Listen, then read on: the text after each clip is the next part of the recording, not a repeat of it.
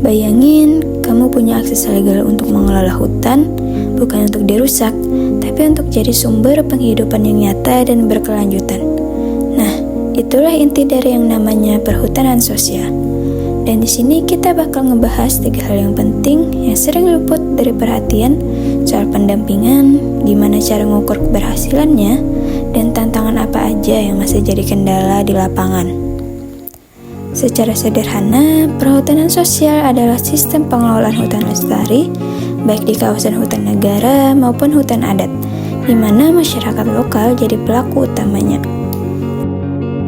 Bukan sekedar boleh masuk hutan, tapi punya hak kelola yang legal, terstruktur, dan bertanggung jawab.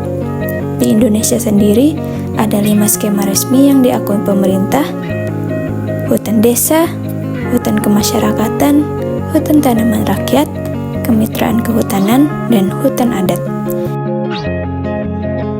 Kenapa ini penting?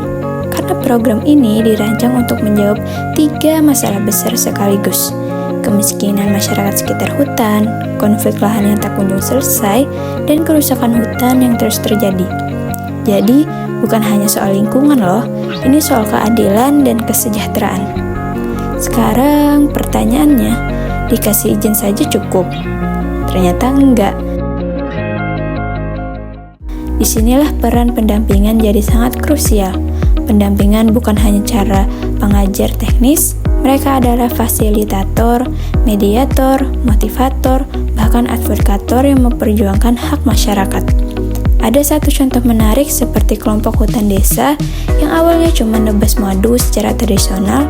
Setelah didampingi, dibentuk koperasi, dilatih panen lestari, produknya dikemas dan dipasarkan secara online, pendapatan mereka naik dari 1,5 juta jadi 3,5 juta per bulan. Hutannya tetap terjaga. Nah, untuk tahu apakah program ini berhasil, ada instrumen penilaian yang mencakup 4 aspek. Di antaranya, ekologi, tutupan lahan, keanekaragaman hayati; ekonomi, pendapatan, akses pasar; sosial, partisipasi masyarakat, kesetaraan gender; kelembagaan, apakah kelompoknya berjalan mandiri dan akuntabel. Keempat aspek ini harus dinilai bareng-bareng, karena kalau cuma fokus ke ekonomi tapi hutannya makin rusak, itu bukan keberhasilan yang sesungguhnya. Tapi, jujur aja, implementasinya tidak semudah teorinya. Ada 7 dimensi tantangan yang dihadapi perhutanan sosial di Indonesia. Pertama, konflik tenurial, tumpang tindih batas kawasan dan klaim lahan yang belum selesai. Kedua, kelembagaan yang lemah. Banyak kelompok masih bergantung penuh pada pendamping, belum bisa mandiri. Ketiga, ekonomi. Produk dijual mentah, akses pasar terbatas, modal susah didapat. Keempat, ekologi.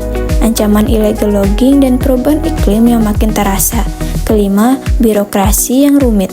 Perizinan lama, regulasi sering berubah, sinkronisasi antar level pemerintah masih jadi masalah. Keenam, pendampingan yang terbatas.